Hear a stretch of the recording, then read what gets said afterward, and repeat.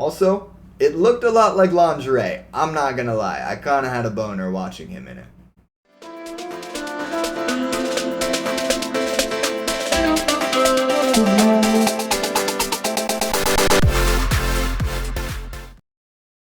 Welcome back, lads, ladies, and other False Nine Show listeners. Thank you so much for joining us today.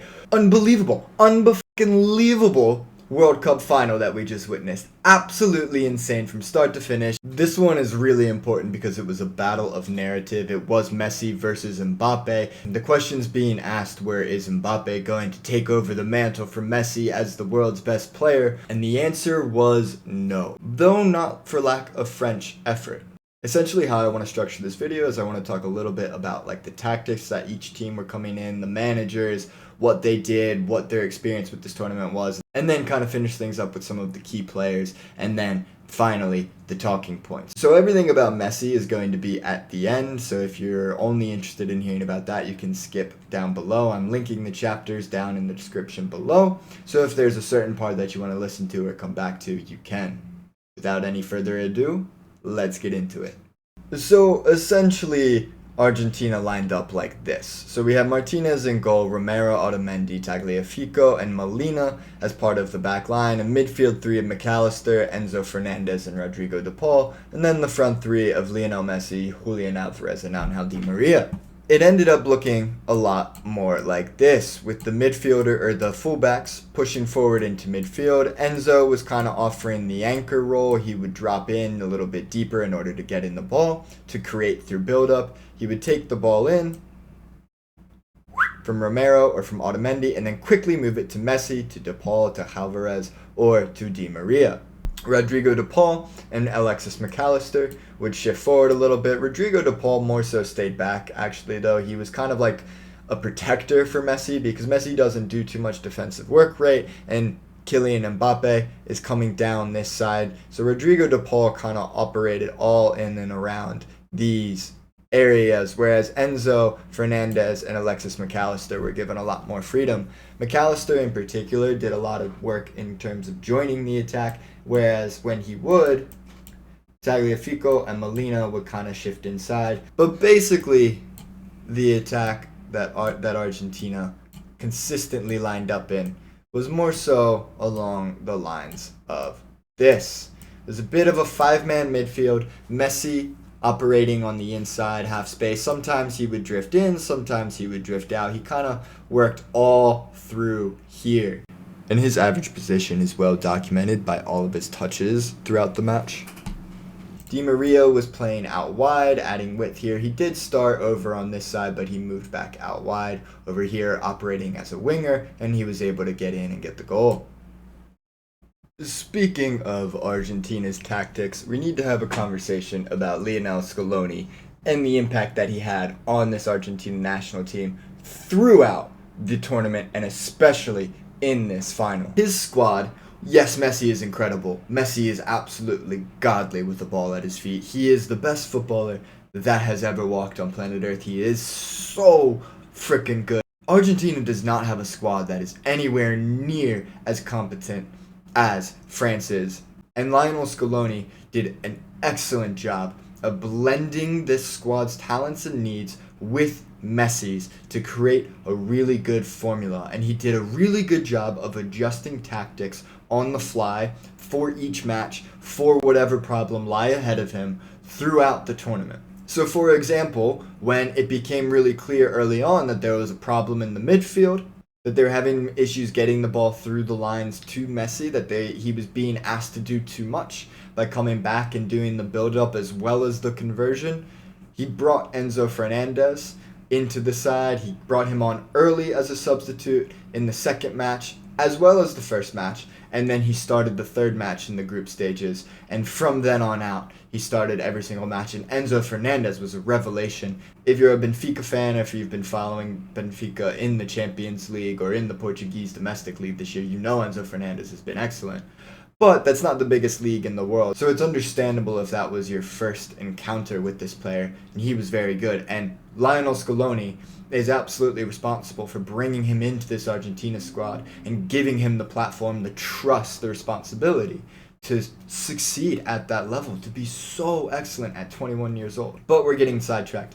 Lionel Scaloni was excellent throughout. He brought in Enzo Fernandez when there was an issue in the midfield. He then brought in Julian Alvarez when there was an issue in the forward line, and these players added a lot more balance alongside Messi, a lot of intelligent play. They complemented Messi's deficiencies really, really well, and that was needed, and they brought the best out of him as well. They were the perfect secondary acts to Messi throughout this tournament, and a large part of that is due to Lionel Scaloni.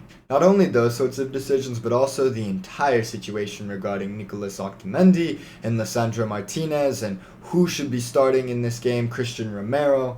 Not only in this match, but throughout the tournament, Scaloni was excellent with those players and managing that back line. Of course, the weakest parts of the team were the fullbacks, and Scaloni kind of required on success through committee when it came to the wide areas and the fullbacks. Did a lot of rotation throughout the tournament. Part of that was due to Marcus Acuña's suspension. He picked up a yellow card against the Dutch, as did everyone else. And because of that, he wasn't allowed to play in the semifinal match, where Nicolas Tagliafico had a really good game filling in and earned the starting position for the final as well. If I were to criticize anything, I think it would actually be playing Marcus Acuña so much. I do think Nicolas Tagliafico is just a much better player all around. He might not be as experienced, but he does have Champions League experience, and he has deep Champions League experience, and he is a good player, very balanced, and I think he should have been playing throughout this tournament. So if I were to criticize Lionel Scaloni for one thing, it would be playing Marcus Acuña over Nicolas Tagliafico as much as he did. Everything else was excellent though. The way he used and brought the best out of Rodrigo de Paul, who had a really shaky start to the tournament. The way he moved the team around Messi. One of the problems for Argentina for so long has been figuring out how to balance Messi in this squad. In the past, he's basically been asked to do both the build-up and the chance creation and the finishing. He has been asked to do everything from a forward position, from a false nine or second striker or inverted winger area. Before, he was kind of good enough to actually do all of that. Now he's just isn't good enough to do the build-up as well as the creation and the finishing. And I think that Scaloni did an excellent job of working around that, and you can see that he identified that problem early on in the Mexico match. He knew that that was going to be an issue, that Messi was being asked to do too much, and so he did a really good job of working around that very quickly and helping this team get back on its feet and build momentum. And he's been excellent ever since he's been in charge over the past few years, winning the Copa Americas and now winning the World Cup. For me, the only person pipping him to manager of the tournament is Walid Regragui from Morocco, who was just working with even less than what Scaloni was and achieved a very, very, very spectacular result. It is unfortunate for Scaloni that he misses out on my personal manager of the tournament. She wants to introduce herself again. It is unfortunate for Scaloni that he doesn't win my own personal manager of the tournament, but I really don't think that he cares. I'll ask him tomorrow, see what he says. And that leads us nicely into Didier Deschamps, who had an absolute masterclass of a tournament and an absolute masterclass of a match. And he is owed an apology by so many people, myself included. So I'm very sorry, Didier Deschamps. I had doubts about you after the Euros 18 months ago. For those of you who don't know, basically what happened was there was a problem with the egos and personalities in the dressing room, and Mbappe and Adrien Rabiot's parents started getting involved, and it was just a mess and an absolute shit show. And I really had question marks about Didier Deschamps because of that and because of the way France stormed out to Switzerland in that tournament. And yet they were excellent this tournament, and I think a lot of the credit for that, yes, goes to the squad and the players because they're really good, but also Didier Deschamps as well. He was excellent, and it seems to me like he's kind of got a lot of that man management to him. I don't speak French, but when I read the translations of the things that he says, it seems like he does a really good job of kind of keeping everybody happy, keeping everyone intact, keeping the squad together. So I think that he's kind of a little bit of that Southgate to him, but just some more tactical nous as well. He knows how to bring in a plan B. He knows how to switch things up, make adjustments on the fly, and maybe he got lucky today. Sure, you could say that, but I think it's more so due down to the fact that he has excellent players at his disposal, and he is intelligent when it comes to things like that. France didn't win the whole thing, but that is not due down to Didier Deschamps. I think Messi and Lionel Scaloni were just better on the day. So essentially you saw France line up tactically like this. And I have Camavinga and Coman on the sides and Kolo Muani and Marcus Thuram on the sides as well, because these were two double substitutions that were incredibly impactful in this match. So after Argentina scored their second goal and were staring down a third moving into the half, Kolo Muani and Marcus Thuram came on for Ousmane Dembele and Olivier Giroud, because Didier Deschamps had a plan B, because Didier Deschamps was at least trying something new. Now this didn't really work. This is not where France were able to then move it through Argentina. This didn't change everything. It gave them a little bit more pressing up top. Essentially, France's pressing structure looks a bit like this. Maybe Griezmann and Rabiot rotate, or Chouameni moves in to this area. But it basically is a 4-4-2 mid-block. They start pressing once the other team gets to about the midway line or into the middle third. Mbappe and Giroud, they don't really do much of the defensive work. It's actually these 8 players who do a lot of the defensive work. Mbappe stays high, pushing that last man, where Olivier Giroud occupies central areas. He's a very big body, very good with his feet as well, has good footwork and technicality. So he offers a big target man outlet, where he then can move the ball onto Mbappe. But that means that defensively they don't really do too much. Instead, by bringing on Marcus Thuram and Randall Kolo Muani, what he tried to then do was more press and shift into a 4-3-3 structure. Griezmann and Rabiot were kind of more like this, and maybe you could even say the full pressing shape was a 4-2-3-1, and Rabiot and Griezmann were asked to do a lot of work out there, and they did it well. But this is not where France started seeing success. They started seeing success when they brought on Kingsley Coman and Eduardo Camavinga. And once they moved into this 3 at the back, this 3-4-3, but it was really almost at times a 3-3-4, because Kingsley Coman would shift up into the forward line, as would Marcus Thuram, because Kingsley Coman would shift up wide, play at width over here on this right, where Kolo Muani, Marcus Thuram, and Mbappe could then run into the channel. And this was where France started to see success, because they started operating in these half spaces, but also got really compact through the center of the park defensively, because international football is so end-to-end. You don't have a chance to really drill proper and practice proper defensive work.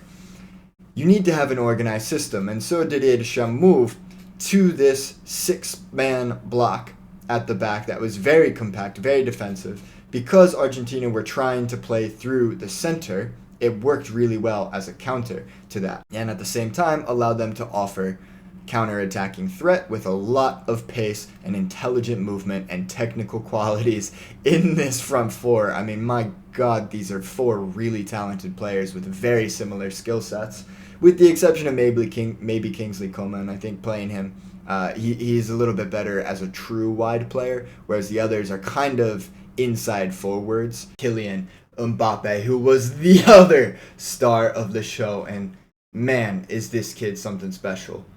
First player in history to score a hat-trick in the World Cup final and lose, and not take the trophy home. That is absolutely insane. He is so good, and yet he was not the best man of the night. It wasn't him who ended up coming home with the silverware.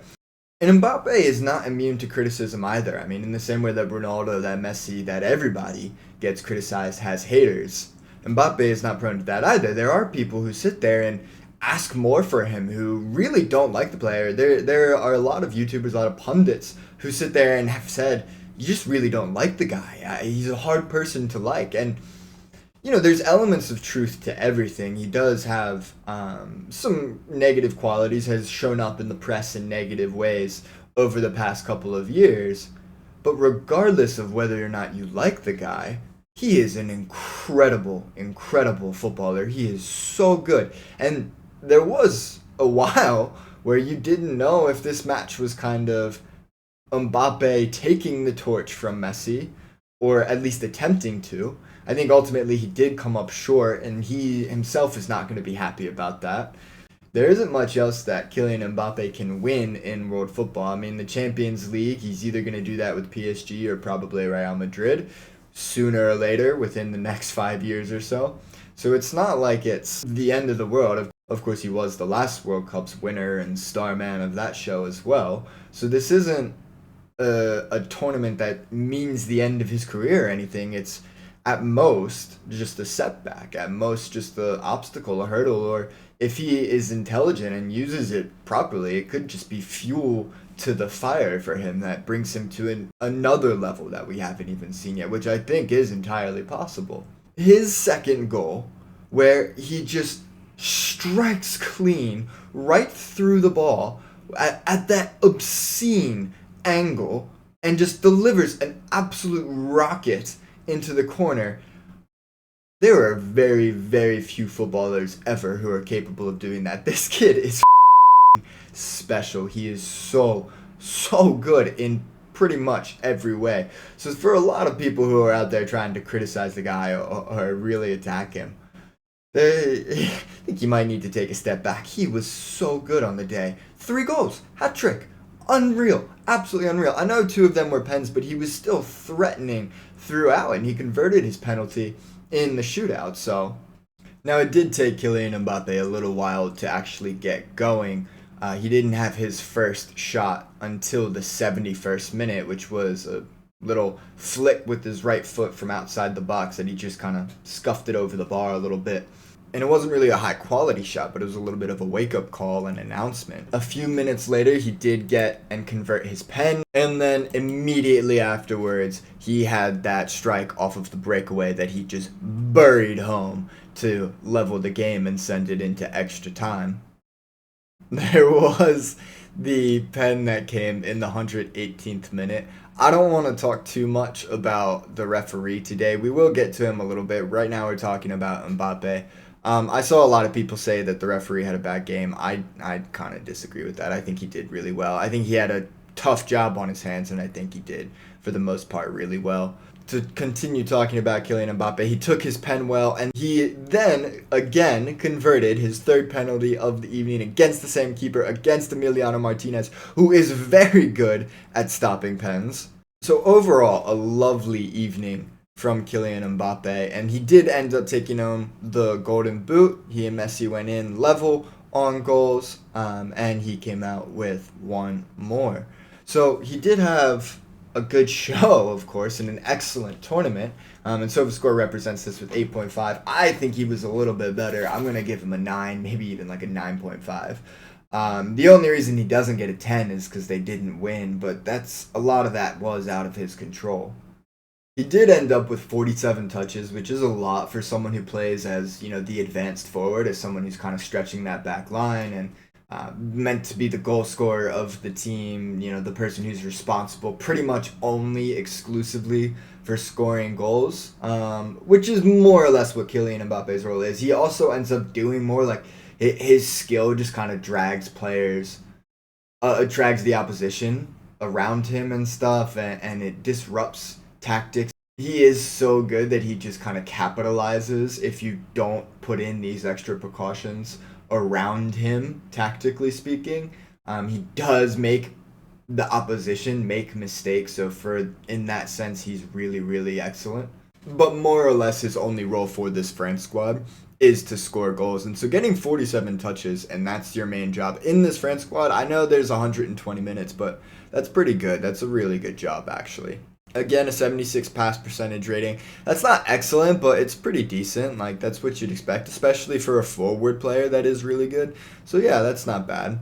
He didn't have any really successful crosses or long balls. One, I don't remember which one that was off the top of my head, but yeah, his passing, that wasn't what stood out in this game, and that wasn't what he needed to stand out. He did have 11 ground duels, 4 of them were won. He did lose possession 15 times as well. 15 times is a lot, but for someone who's getting the ball a lot and is kind of the main man and someone who ends up getting double teamed and triple teamed a lot, this isn't an absurd amount, especially for a 120-minute match that had a lot of end-to-end action in it as well. There are 2 players that I want to talk about next, of course. Julian Alvarez and Enzo Fernandez. They both really announced themselves to the people who didn't know them in this match. Both are playing for high-profile clubs. Benfica is considered a big club. I know that you're going to see on Twitter and on Reddit people saying, no, Benfica's not a big club. It is. It's an absolutely massive club. They're a Champions League regular. They've won the Champions League. There's history. They've won the Portuguese League so many times. They are one of 3 big clubs in the Portuguese League. They may not be as big of a club as a club like Manchester United or Real Madrid, but they're up there with the likes of like Arsenal and those sorts of clubs who may not necessarily have the European pedigree to go with the pedigree that they have in other more competitive leagues. But let's not get it twisted. Benfica is a big club no matter what anybody on Twitter or whatever shite social media you see your football stuff on from says about Benfica. That being said, I understand that a lot of players at these big clubs still are not known to everybody who watches soccer, casuals and avid fans alike. So, you can be forgiven for not knowing who Enzo Fernandez was before this tournament, but if you watched Argentina at all throughout this, you know that Enzo Fernandez is absolutely talented. I mean, just look at how good he has been in this tournament. 7.7 against Poland, that was his first match. And then he did kind of struggle against the Dutch, but was really good against Croatia and again against France. And he has set a path for himself now where he could potentially be one of the best midfielders in the world. He's surely going to get linked with big moves to clubs like Real Madrid, like Manchester United, Chelsea, anybody who might be in need of a midfielder. And he did end up winning the tournament's Young Player Award, and it was fully deserved. He was excellent all throughout. Metrics that he consistently led in throughout the matches of this tournament were things like tackles, ball recoveries, forward progression, passes completed, pass success rate. He was all over the pitch for Argentina every single time he was on the pitch, and he has announced himself as a world-class player with this tournament. And for me, he is the guy who is taking the mantle from Messi along with Julian Alvarez. Julian Alvarez was another player that really shone like the bright young star that he is. He moved this past summer from River Plate to Manchester City for £21 million, and he has been playing the majority of the year as second fiddle to Erling Haaland for Manchester City in both the Premier League and the Champions League. However, he has also been very good every single time that he's been on the pitch, more or less, for them. And he came highly regarded to Manchester City from River Plate. Since he broke out for River Plate about 12 months ago, he's kind of been touted as the next Messi, as the heir incumbent to Messi. And this tournament really showed why he can take over those goal-scoring responsibilities if Lautaro Martinez and Paulo Dybala aren't working from Messi. He worked as a really good foil for Messi once he did come into the side because of his pressing ability, which he's undoubtedly improved that under Pep Guardiola significantly. We're seeing that everybody who works under this Cruyffian system and succeeds with this Cruyffian system does a good job improving players' pressing, and that can be represented through the success of managers like Pep Guardiola, Johan Cruyff, Mikel Arteta, and Erik ten Hag in recent times. And while Lautaro Martinez is a good presser of the ball, I think Julian Alvarez is just as good, but offers a little bit more of a clinical finishing as well as good build-up, and he rotates really well with Messi. He plays all across the front line. We saw that for the second goal where Messi got on the ball here. They were kind of all setting around like this. Di Maria was advanced. Enzo gets the ball, quickly gives it to Messi as Alvarez is making an overlapping run. Messi hits it in to Julian Alvarez, who first times it into Alexis McAllister, who's running through this channel here. And then he plays the ball into Di Maria, who is making this run like this, kind of goes wide and then starts cutting in. and finds him where Di Maria is able to bury it into the side net. Well, I don't think Julian Alvarez was particularly great in this match. He wasn't really bad either. He's young, he's 22 years old, and he gave a really good account of himself in a World Cup final and played really well. I think that this match in particular kind of underlies his overall contribution to this Argentina squad at this tournament. He had 4 goals, which is second only to Messi in the squad. So he was an integral piece, especially in this forward line. He took a lot of the burden off of Messi, both for creativity and for scoring goals, as well as offering his pressing abilities that were really, really key for this Argentina team. I think the last name that we need to talk about is Emiliano Martinez, who ended up coming home with the tournament's goalkeeper of the tournament award.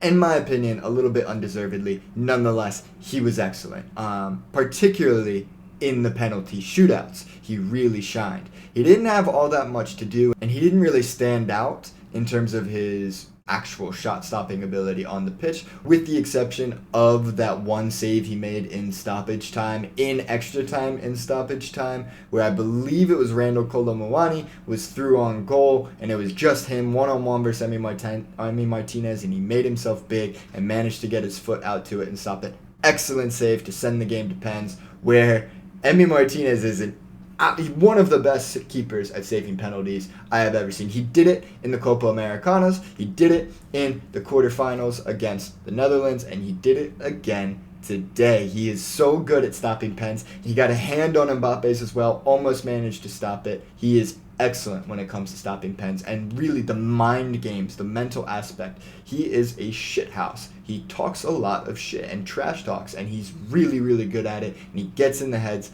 of these opposition players and stops these penalties. There was a lot to love about this World Cup, both for on-the-field occurrences and off-the-field occurrences.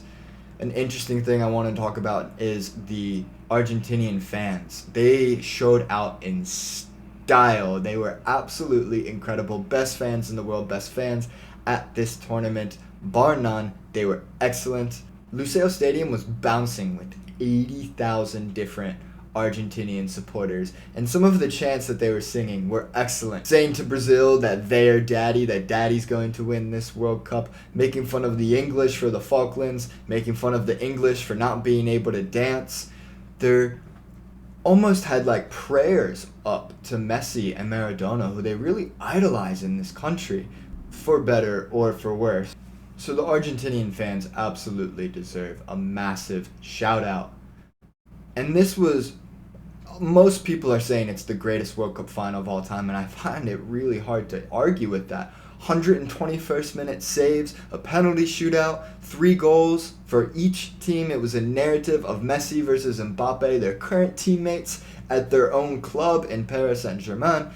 Absolute cracker of a World Cup final. And it is a little bit weird that it comes in a World Cup that is so controversial, that it comes in a World Cup that is so debatable and hated and hotly contested. And it's unfortunate that that stain is always going to be there, because the football for this was absolutely exciting. We've never had an Arabic team, a team from the Arabic world, make the semifinals before.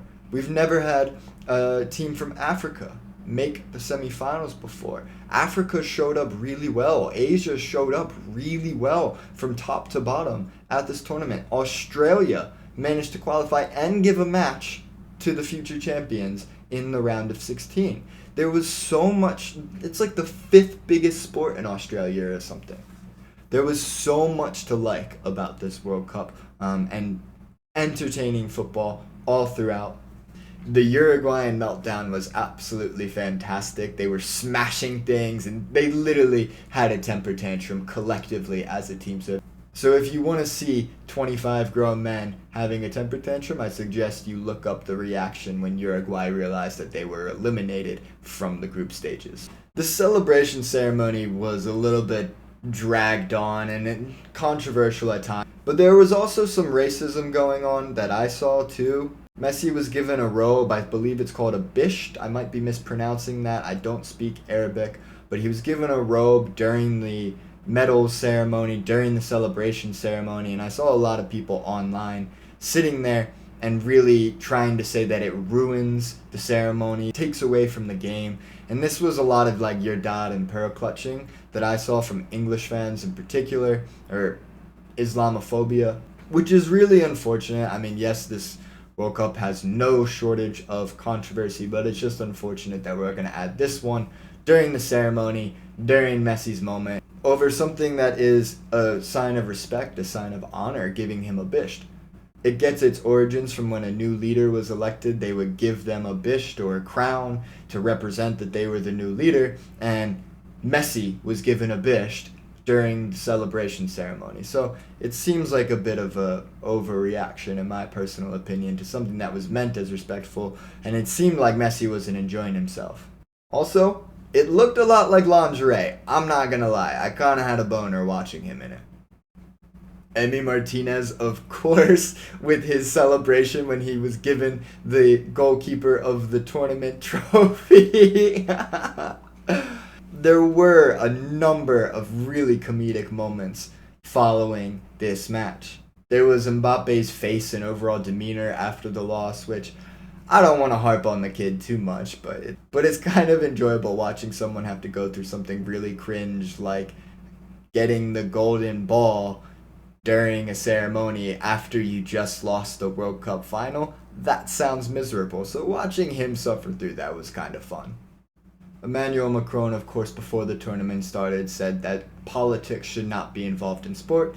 He said this in French. I don't know the pronunciation. I don't speak French. I'm not saying it. Get over it. I paraphrased. But basically, he essentially said that politics should not be involved in sport. And I know that this is a really complicated and can be a confusing subject, so I'm going to try and explain it to you in 2 minutes or less. But essentially, that is absolutely not true, never has been true, and never will be true.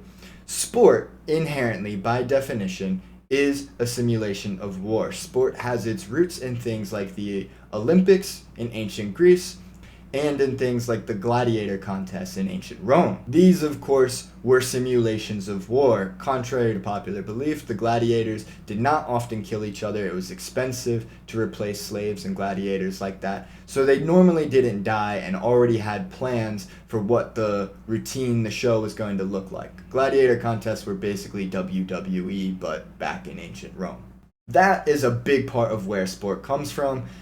Sport has its roots in ancient Rome, in ancient Greece, with these simulations of war. It is inherently a prideful thing, a nationalistic thing. You pick a side and you support that side, that player, that team, whoever it is, and you support them no matter what, and you join this community together. That is what sport is meant for. It is a contest of physical strength and rigor, of intelligence, a contest of teamwork to see how you can survive in these battle-like situations. And that is why you have a team in sports like football, American football, basketball. This is why you have a team. It's inherently a prideful, a nationalistic thing, and because of that, tensions are going to flare. And sport is meant to be the healthy expression of these nationalistic feelings. It is meant to be a place for you to express your feeling and your anger and the things that you believe in. These days, the things that we believe in aren't religion, they're politics. Unfortunately, in a lot of places, politics and religion still blend together. This has created a base rate for why a lot of people say that politics do not belong in sport. It is an inherent misunderstanding of what sport is and why politics, or standing up for your beliefs, are important in sport. You go back to moments like Jesse Owens being given the winner's medal by Adolf Hitler during the Nazi regime and the Olympics being held in Germany. Or Tommy Smith and John Carlos raising a fist to symbolize black power during the 1968 Olympics. Politics have always been involved in sport. It is an expression of what players, what individuals believe in, the causes that they think are right. And when we ask them not to express this, we are going against the very things that sport was created about. Finally, la creme de la creme was Lionel Messi, and man, this guy is magic. So I grew up on Messi. He was a big influence and a big part of the reason why I love football so much. He's one of my 3 favorite players, along with Thierry Henry and Francesco Totti, and he's a big reason why I fell in love with this game. He is absolute genius with the ball at his feet. He's a good team player. He scores loads of goals and does things that no one else on the pitch can do.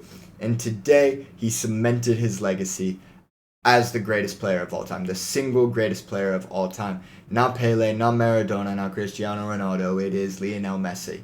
He has won things in difficult times, in difficult teams, that none of those other three players mentioned have before. He has changed the game. He has brought a new era, a new definition for dominance in sport, in football. He is the LeBron James, the Tom Brady of football. He is so good. He is next level.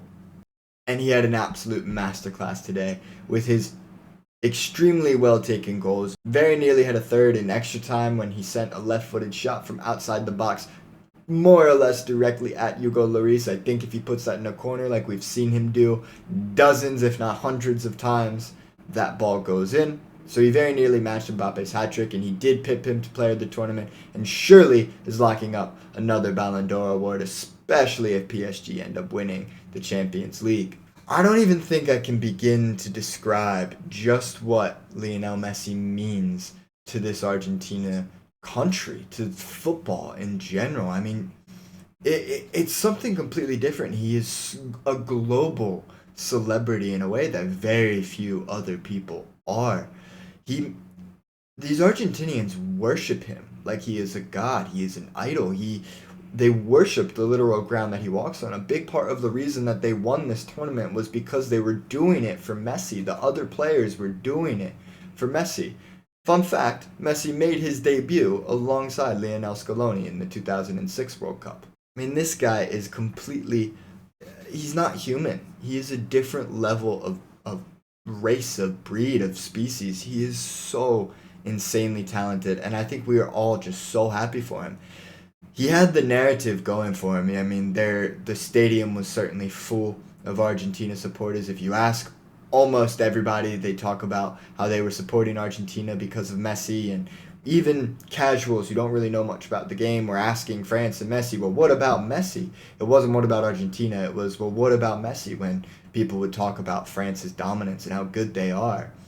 And they came into this match as underdogs. Messi led this team in as underdogs, and they emerged champions, and it's because of the magic of this man and the gravity of this man and his ability to rise in this situation is truly, truly brilliant.